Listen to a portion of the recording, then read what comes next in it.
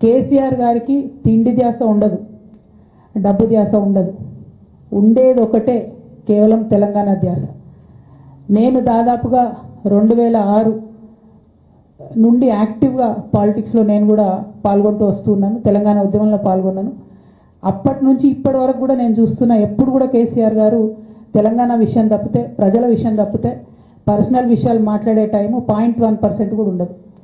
అటువంటి ఒక మహానేత మీద, అటువంటి ఒక మహానాయకుడి మీద ఇన్ని అబాండాలు వేస్తూ, దాన్ని రోజుకొక రీతిగా చెప్పుకుంటూ, మాట్లాడితే చాలు కేసీఆర్ అవినీతి చేసిండు, మాట్లాడితే చాలు కేసీఆర్ ఏదో 1,00,000 కోట్లు దోసుకున్నాడు, నిజాం కన్నా రిచ్ అవ్వాలనుకున్నాడట.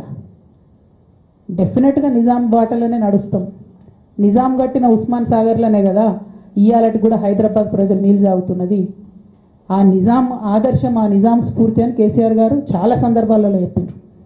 ఇవాళ కాళేశ్వరం కడితే నేను చెప్తున్నా గ్యారంటీగా ఇంకా 200 సంవత్సరాల తర్వాత కూడా తెలంగాణ బిడ్డలు కేసీఆర్ గారిని తలుచుకుంటారు. అటువంటి గొప్ప ప్రాజెక్టు కాళేశ్వరం ప్రాజెక్టు. ఆ ప్రాజెక్టు డెప్త్ అర్థం కాక, తెలంగాణ భౌగోళిక స్వరూపం మీకు అర్థం కాక, మీకు తెలంగాణ పట్ల అవగాహన లేక, కేసీఆర్ గారికి ఉన్న నాలెడ్జ్, ఆయన ఎక్స్పీరియన్స్, ఆయన ఉమ్మడి ఆంధ్రప్రదేశ్లో ఆయన అనుభవించినటువంటి వివక్ష, ఇప్పుడున్న ముఖ్యమంత్రి గారు ఉమ్మడి ఆంధ్రప్రదేశ్లో కూడా మనకు వ్యతిరేకంగా పనిచేసినటువంటి వ్యక్తి, ఇప్పటికి కూడా పక్క రాష్ట్రం ఎజెండా అమలు చేసేటటువంటి వ్యక్తి, ఇప్పటికి కూడా అక్కడ బనకచెర్ల కడతా ఉంటే మాట్లాడినటువంటి వ్యక్తి.